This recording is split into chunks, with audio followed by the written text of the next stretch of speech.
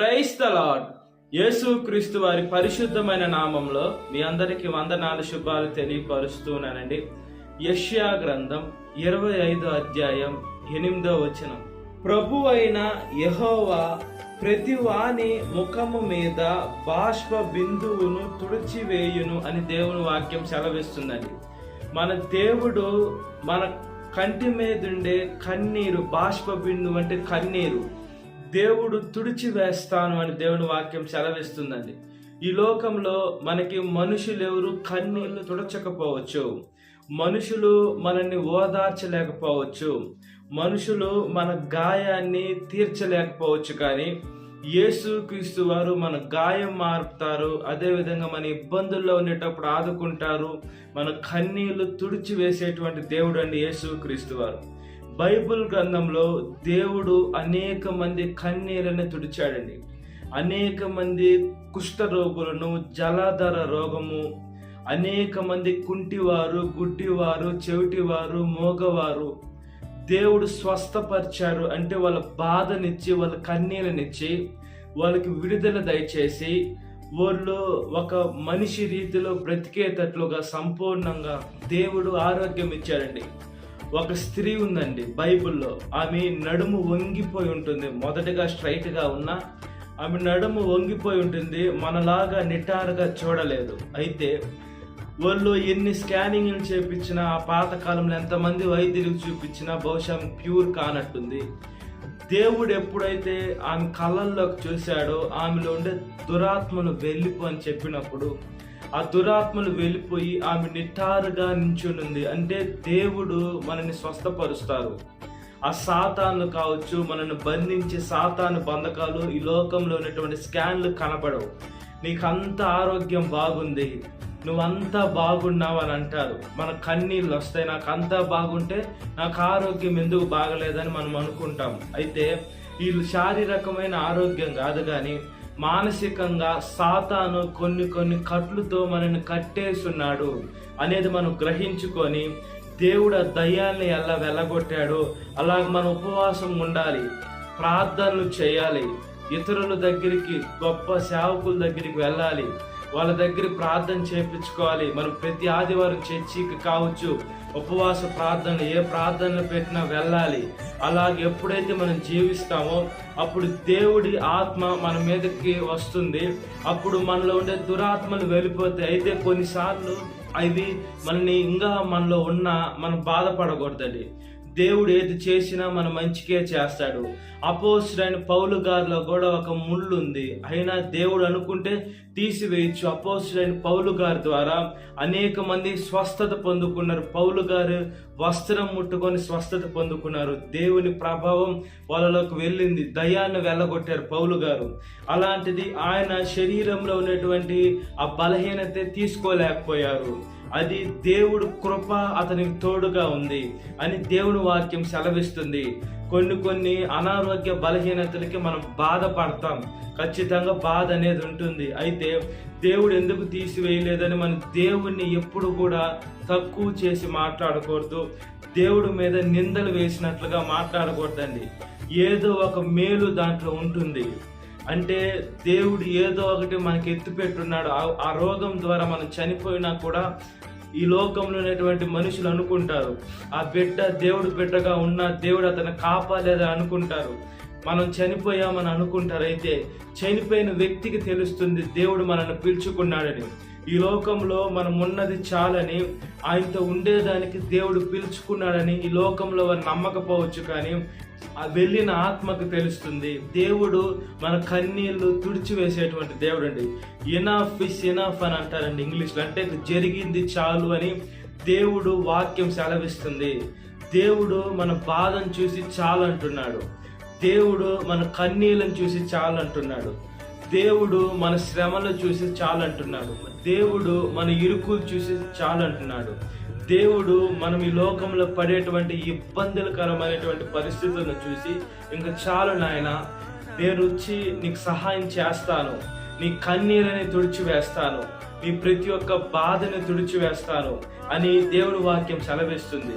యోబు గారిని చూసుకున్నప్పుడు యోబు గారు మొదటగా ఉన్న యోబు తర్వాత 0 అయిపోయినప్పుడు ఆయన ఎంత కన్నీళ్లు విడవాలి, ఆయన ఎంత ప్రార్థన చేస్తుంటా. అయితే యోబు గారు దేవుడి పైన నమ్మకం వదిలిపెట్టలేదండి. యోబు గారు కానీ నమ్మకం వదిలిపెట్టుంటే ఆయన జీవితం పతనం అయిపోయినదని, అలాగే కిందకు వెళ్ళిపోయి ఉండేది. ఆయనకి మళ్ళా బిడ్డలు పుట్టరు, మళ్ళా ఆస్తులు రావు, మళ్ళా భార్య రాదు, మళ్ళా కలుసుకోరు, 2 దీవించబడ్డం ఇవేవి ఉండవు. యోబు గారు ఎంత బాధపడి ఉంటారు, ఎంత గుండెల్లో వేదన తెచ్చుకొని ఉంటారు, ఎంత ఇబ్బందులు పడి ఉంటారు, ఆయన ఎంత కన్నీళ్లు కార్చుంటారు. ఆ 2 ఆశీర్వాదం పొందుకునేదానికి తను బిడ్డలు పోయామని అతను బాధపడాలా, లేదా తనకి శారీరకంగా కురుపులు వచ్చాయి అది గీరుకోలేక బాధపడాలా, తన భార్య వదిలేసి వెళ్ళిందని బాధపడాలా, తన స్నేహితులు దూషించి వెళ్ళిపోయారని బాధపడాలా, తనకున్నటువంటి ఆస్తంతా చనిపోయిందని బాధపడాలా, దేని గురించి బాధపడాలి యోబు? మనం ఒక చిన్న విషయాన్ని పట్టుకొని దాని గురించి ఆలోచించి బాధపడి బీపీలు షుగర్లు పెంచుకుంటున్నాం. అయితే యోబు గారు ఇవన్నీ మైండ్లో పెట్టుకొని దేని గురించి బాధపడి ఉంటాడు? బహుశా నేను అనుకున్నది, ఆయన బాధపడ్డాడు, అయితే దేవుడి దగ్గర చెప్పుకున్నాడు. మనుషుల దగ్గరికి వెళ్ళి అయ్యా నా జీవితంలో జరిగింది ఇది జరిగిందని ఆయన చెప్పుకోలే. ఎప్పుడైతే ఆయన జరిగిందంటే దేవుడు పాదాల ముందు తన హృదయాన్ని కుమ్మరించుకుంటాడో అప్పుడు దేవుడు యోబు గారిని 2 ఆశీర్వదించాడు. యోబు గారికి ఒక మంచి జీవితం ఇచ్చాడండి. దేవుడు యోబు గారికి మంచి పరిశుద్ధమైన జీవితం ఇచ్చి యోబు గారికి ఒక మంచి స్థాయిని ఇచ్చిన దేవుడు అండి యేసు క్రీస్తు వారు. కాబట్టి మనం ఈ లోకంలో చాలా జాగ్రత్తగా బ్రతకాలి. బైబిల్ గ్రంథంలో దావీదు గారు ఉన్నారు. దావీదు గారంట ఏడ్చి ఆయన పరుపు కొట్టుకొని పోయినట్లుగా ఏడ్చాడు. అంటే మనం ఏడిస్తే పక్కన వాళ్ళకన్నా కనిపిస్తుందా? మనం ఈ లోకంలో వస్తువుల కోసం ఏడుస్తాం, లేదా మన శరీరము అనారోగ్యం వస్తే ఏడుస్తాం, మనకి ఏదన్నా నొప్పి తగిలినప్పుడు ఏడుస్తాం, మన వారు చనిపోయినప్పుడు బహుశా ఏడవచ్చు, కొన్ని హృదయానికి గాయమైన మాటలు తగిలినప్పుడు ఏడవచ్చు. అయితే ఏడ్చినా కూడా మన కంట్లో నీళ్లు కొంచెం కనబడుతుంది. దావీదు గారు దేవుడి దగ్గర ఏడిస్తే పరుపు కొట్టుకొని పోయేటట్లుగా ఏడ్చారంటే ఆయన ఎంత బాధపడి ఉంటాడు, ఆయన ఎంత వేదన పడి ఉంటాడు, ఆయన గుండె ఎంత అవిసిపోయి ఉంటుందండి. మనము ఈ లోకంలో ఎవరు మనకి బాష్ప బిందువులు తొడవరు, అందరూ గాయం రేపి వెళ్ళిపోతారు. యేసు క్రీస్తు వారు మాత్రమే మన హృదయంను చూసేటువంటి వారు, మన కన్నీరుని చూసేటువంటి వాడు. రహస్యమందు చూచుచున్న తండ్రి నిన్ను ఆదరిస్తాడని కూడా వాక్యం. మన దేవుడు మన రహస్యంగా చూస్తున్నాడు. మనం తలుపేసుకొని ప్రార్థన చేస్తున్నాం. ఎలా ప్రార్థన చేస్తున్నాం? విశ్వాసంగా చేస్తున్నామా లేదా, అసలు ప్రార్థన చేస్తున్నామా లేదా అనేది దేవుడు చూస్తాడు. ప్రార్థన కూడా ఒకరు అలా అయిపోవాలి ఇలా అయిపోవాలని ఎప్పుడు చేయకూడదండి. మన శత్రువుల కోసం కూడా ప్రార్థన చేయాలి. మనకి ఇంకా అన్యాయం జరుగుతుంటే న్యాయాధికర్త దేవుడే చూసుకుంటాడు. కాబట్టి మనం ఈ లోకంలో బాధపడినా కూడా మన దేవుడి మీద ఆధారపడినట్లుగా ప్రార్థన. మహాపరిశుద్ధాత్మదేవ, మా ప్రియ పరలోకమందున్న తండ్రి స్తోత్రమయ్యా. ఈ లోకంలో బాధలు, కష్టాలు, ఇబ్బందులు, శ్రమలు, ఇరుకులు మాకు ఎన్ని కలిగినా నాయన అయ్యా ఆదుకుంటున్న దేవ, ఆదరిస్తున్న దేవ, సహాయం దయచేస్తున్న దేవ, రక్షిస్తున్న దేవ, కాపాడుతున్న మా నాయన మీకు స్తోత్రం అయ్యా. అయ్యా ఎవరి దగ్గరికి వెళ్ళినా మాకు ప్రయోజనం ఉండదు ప్రభువా.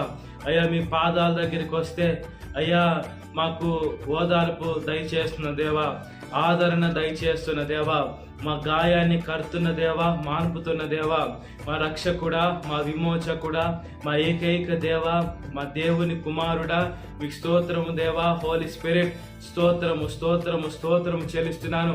ఒకసారి నా ప్రార్థన దయతో ఆలకించండి. ఆమె నన్ను ముద్ర వేయమని నీ సేవకుడుగా ప్రార్థన చేస్తున్నామయ్యా. నా ప్రార్థన దయతో ఆలకించమని అడుగుచున్నామయ్యా. అయ్యా చనిపోయిన వారి గురించి అయితే కాదు నాయనా, వాళ్ళు బంధువర్గ రక్త సంబంధికులు శ్రేయభిలాషణలు కొలిచిన కాపాడు. చనిపోయిన వారు తిరిగి రాని లోకానికి వెళ్ళిపోయారయ్యా. మేము ఎప్పుడైతే మీ బిడ్డలుగా బ్రతుకుతామో వేసి అప్పుడు మేము చనిపోయిన తిరిగి పడతాం. కాబట్టి సహాయం దయచేయండి.